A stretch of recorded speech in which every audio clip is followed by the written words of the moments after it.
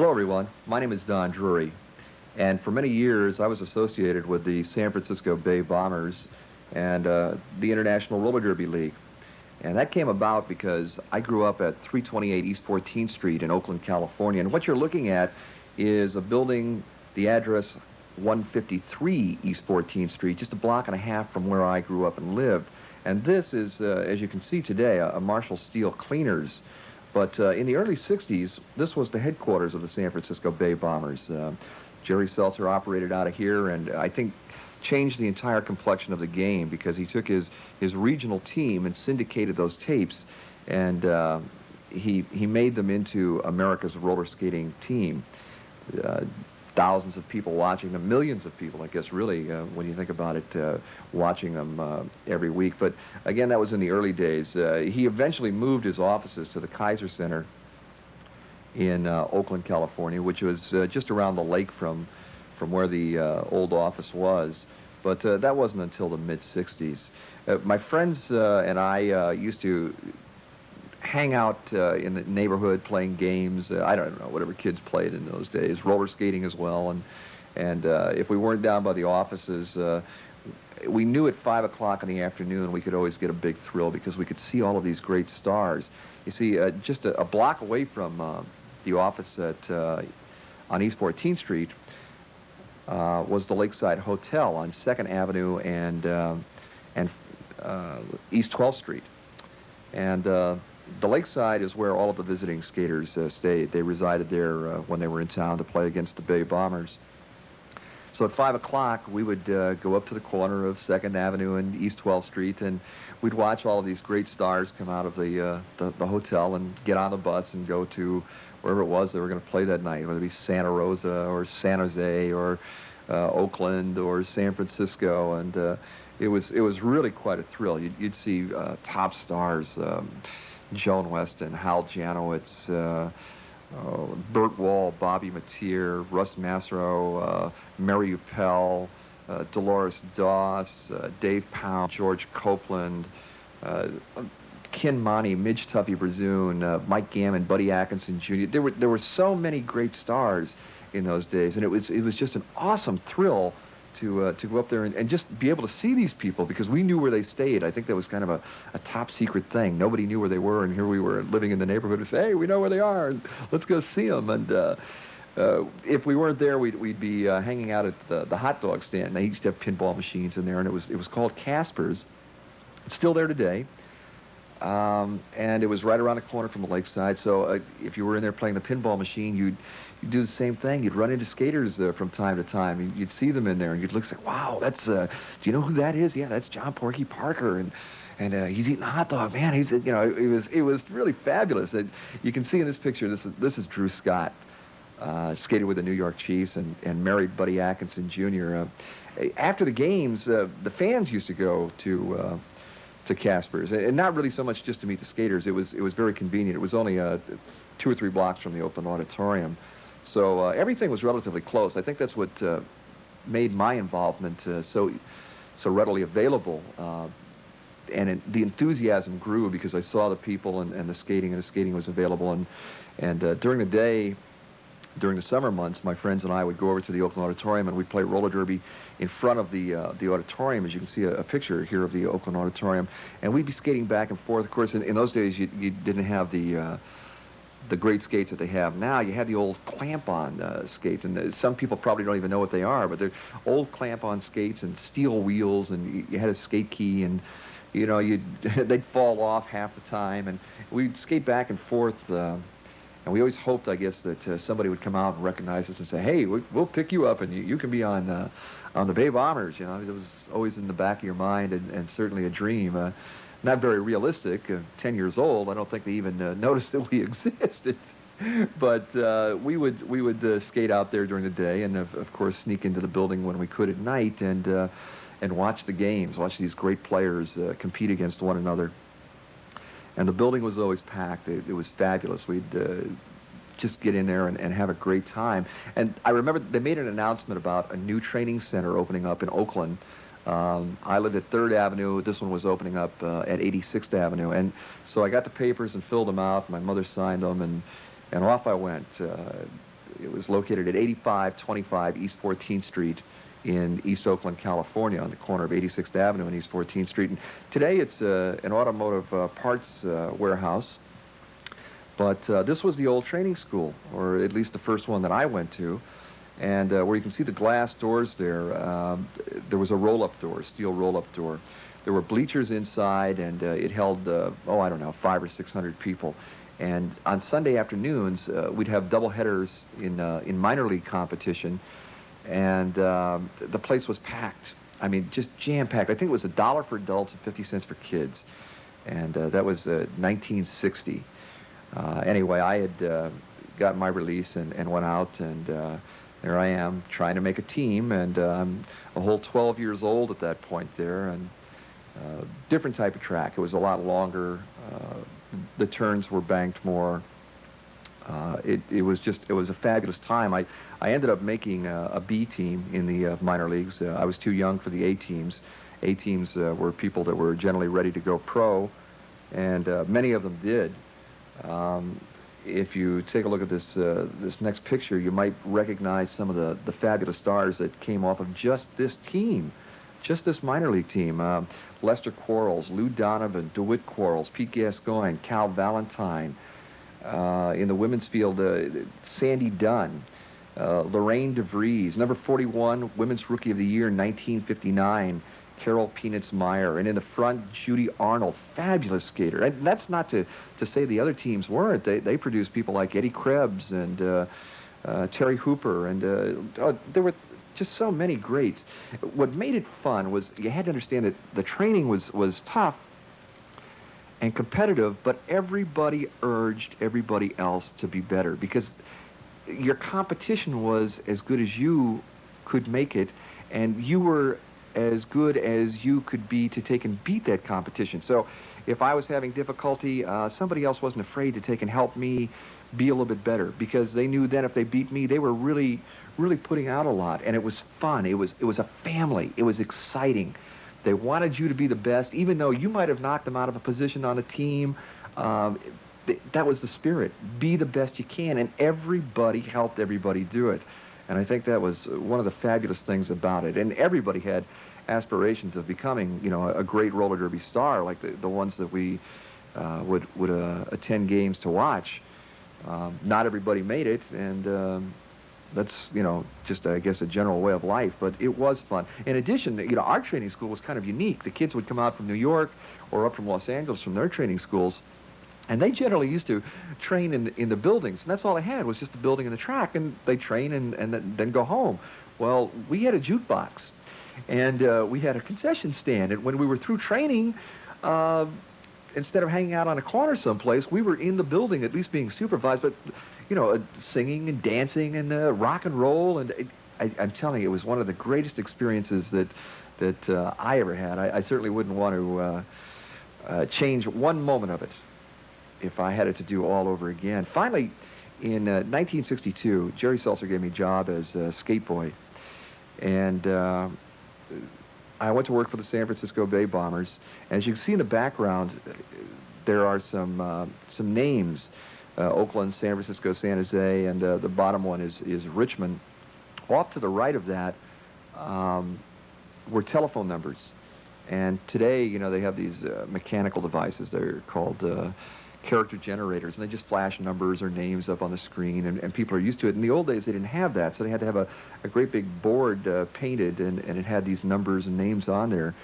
And that's where you would phone in for your reservations, and the cameras would flash to that. And I remember standing there. I couldn't even reach the top. I don't think I was 5 foot tall at that time. I'm a whole 13 years of age at that point. Finally, in 1965, I got a great opportunity. I had moved up from skate boy to scorekeeper, and I became a trackside announcer. I worked for the San Francisco Bay Bombers. I got an opportunity to travel all over the country, and I had been dying to do that. I think when I was 13, I had, I wouldn't say ran away from home, but I kind of snuck away from home to join the roller derby. Went to San Diego, was there for about a week, and got caught, and they sent me back and said, hey, take your time, you'll make it. I eventually made a pro team, skated a whole 2 games before they decided that wasn't my best attribute towards the organization. So as I said, I ended up doing trackside announcing and following, well, at that time, a long ways off in the footsteps of Walt Harris. This is Madison Square Garden, a game that I was broadcasting live at.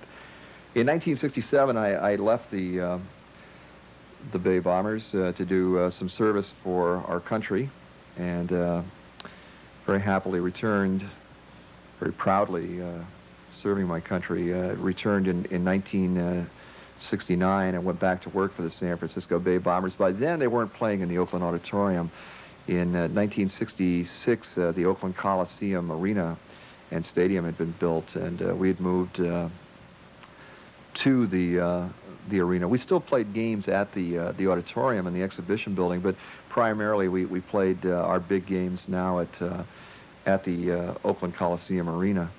And then in 1971, while on tour with the Bay Bombers, I made a career change because I was offered a job with the New York Chiefs to do their television broadcasting. And this is 1971, and this is a picture of me at Madison Square Garden doing the television broadcasting through the facilities of the Hughes Television Sports Network, and became the voice of the Eastern Chiefs. I eventually returned to the San Francisco Bay Bombers and went back to becoming their television broadcaster, but that was many years later. But it really isn't a story about me. I think, you know, this is a story about the family of roller derby and America's team. And I'd like to give you a little background about the roller derby in the Bay Area and how the Bombers became America's team. As I said, Jerry Seltzer syndicated the tape, and that's basically what everybody saw weekly, and that had a tremendous amount to do with it. But, you know, before you can do that, you have to have a winning team, and that came about in the late 30s. Roller derby skated in San Francisco and in the Bay Area, but they didn't have a franchise. And then in 1954, the Bay Area was awarded a franchise, the San Francisco Bay Bombers. And their first home was the San Mateo County Fairgrounds. It's still there today, and this is the building that the Bombers skated in 4 or 5 nights a week. It's been renovated. You know, the front of it is new, and it looks very nice, but it's still basically the same structure.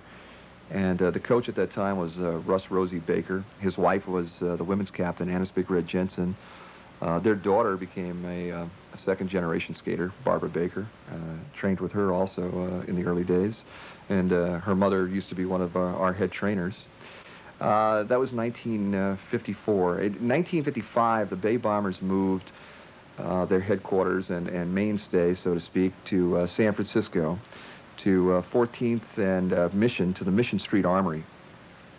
Carol Peanuts Meyer and Judy Arnold grew up in this neighborhood, what they call the Mission District in San Francisco. And I remember Peanuts telling me that she did the same kind of thing that I did, obviously with more desire, because she became one of the superstars, I think, of the game. But they would skate up and down, and they had the steel wheels, and she was a little bit more promiscuous than I was. Maybe that's why she became the great star that she was. They would go down to the building on their street skates, these steel wheels, and when nobody was around, they would sneak into the building, get on the track, and then just raise heck. I mean, they would terrorize the thing. Now, with steel wheels, you couldn't hold the turns, but they would fly, and they had fun. And they'd do that all afternoon until somebody came in and yelled at them and told them, "Hey, kids, get out of here." And they would take off the skates and start running and go someplace. And they basically, it was generally upstairs in the building, and it was such a huge building, this armory. The Mission Street Armory was such a big building, they'd hide in there until they opened the doors, and then they'd sneak in and see the game. And that's that's how she got involved, and it ultimately paid off for her. Again, as I said before, she became the women's Rookie of the Year in 1959. I think that's just an ultimate. To be a pro, I think, was great, but to be a Rookie of the Year out of all of the people and the talents, oh my gracious. In 1958, they changed locations and moved to the Oakland Auditorium. And this isn't to mean that they didn't skate in San Francisco or San Jose or any of the other places, but generally the team played 3 or 4 nights a week in one location. And that's what was happening. Bill Reynolds, incidentally, from 1955 to 57, while the Bombers were in San Francisco as the mainstay, was the coach there. In 1958, they moved to the Oakland Auditorium and skated most of their games at this facility. And that's when I really got involved. I used to watch it on television, and I remember it was brought to you by Challenge Milk, and it was carried on KTVU Channel 2, and Walt Harris was the broadcaster, and it was fabulous. You'd get into this building, and we'd sneak into the building early during the day. This is a good-sized building, and it was just fabulous to take and watch these people go on. And like I said, at that time, the Bombers had yet to make it to the playoffs. They were the new kid on the block. They were the young franchise, the expansion team, if you'll have. And it's tough. I mean, they were competing against a dynasty out of New York, the Chiefs, who were perennial winners at that time. And the Los Angeles Braves that were loaded. Wow, you talk about talent. And the other teams. So it was really, really tough. Charlie O'Connell became coach in 1958. In 1959, O'Connell had problems with the front office, and incidentally, in 1959, the Bombers moved back across the bay to the San Francisco Cow Palace, and that became the mainstay. They still played Oakland and San Jose and all the other places, but they'd moved to the Cow Palace, which was rather unique in itself because they had built up such a following that they could fill the Cow Palace.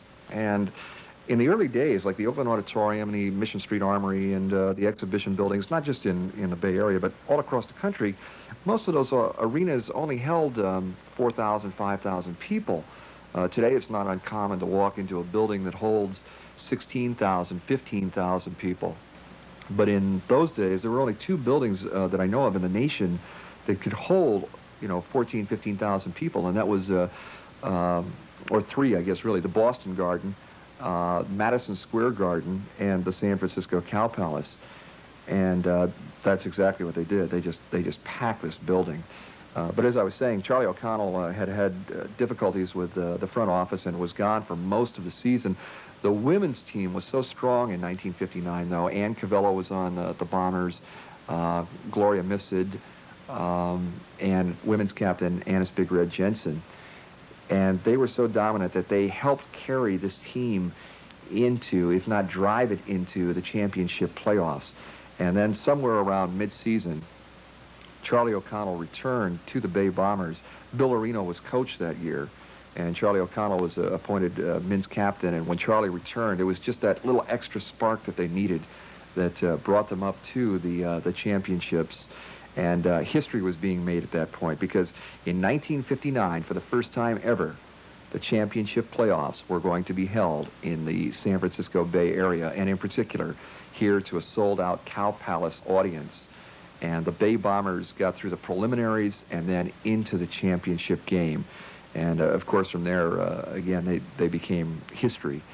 But what you're about to see now is the second half of that first championship game between the Chicago Westerners and the San Francisco Bay Bombers in 1959 in the Bay Area, the first one ever held in the Bay Area.